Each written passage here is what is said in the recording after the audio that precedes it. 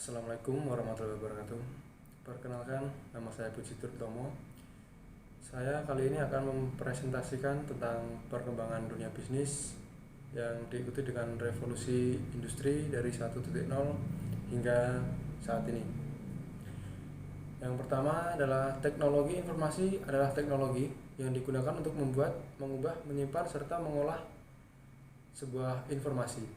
Pentingnya teknologi informasi ini juga memberikan pengaruh besar pada dunia bisnis, terutama pada era yang saat ini. Karena tanpa peran teknologi, mungkin perkembangan bisnis tidak akan berkembang pesat seperti saat ini. Dan yang pertama adalah revolusi 1.0.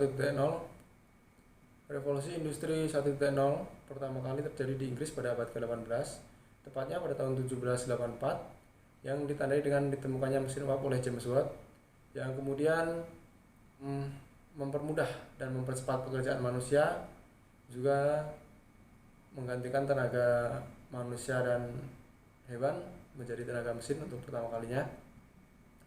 Dan perkembangan bisnis di era ini contohnya adalah berdirinya beberapa perusahaan seperti Shaw Engineering Works yang memproduksi mesin uap secara massal oleh Moulton Bolton dan James Watt. Lalu juga berdirinya Stockton and Darlington Railways di Inggris yang memproduksi kereta api untuk pertama kalinya yang digunakan untuk mengangkut batu bara. Lalu revolusi industri 2.0. Revolusi industri 2.0 terjadi pada abad ke-19 dan awal abad ke-20 yang ditandai dengan penggunaan teknik baru berupa mesin bermotor yang berbahan bakar bensin, dan ditemukannya beberapa perangkat seperti pembangkit listrik dan pesawat, telepon, mobil, pesawat terbang dan sebagainya. Dan contoh perkembangan bisnis di industri 2.0 adalah beberapa persaingan perusahaan di bidang otomotif, yaitu mobil, dan salah satu contohnya adalah Mercedes-Benz yang berdiri pada 1886 hingga saat ini. Lalu ada berdirinya Bell Telephone Company, yaitu sebuah perusahaan telekomunikasi di era saat itu, dan ini juga berdiri hingga saat ini meskipun dengan perubahan nama. Lalu revolusi industri 3.0.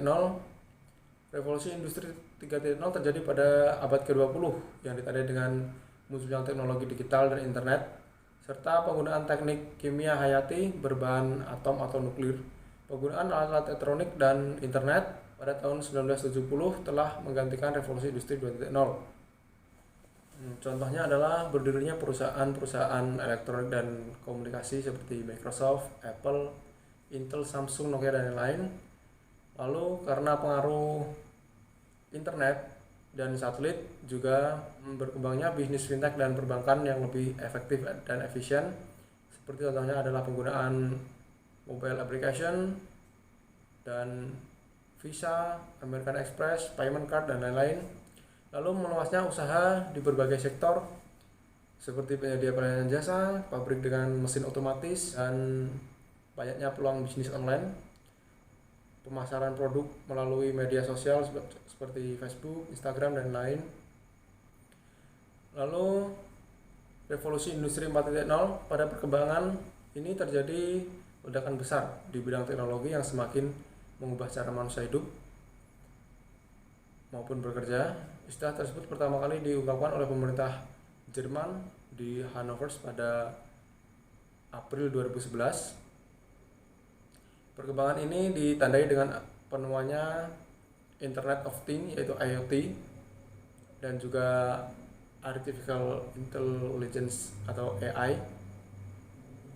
Sebagai contoh perkembangan 4.0 dalam dunia bisnis adalah mulai berdirinya perusahaan-perusahaan berbasis online, munculnya platform jual beli secara online, banyaknya pekerjaan di dunia digital, dan penggunaan tenaga robot dalam usaha bisnis dan menggantikan tenaga manusia.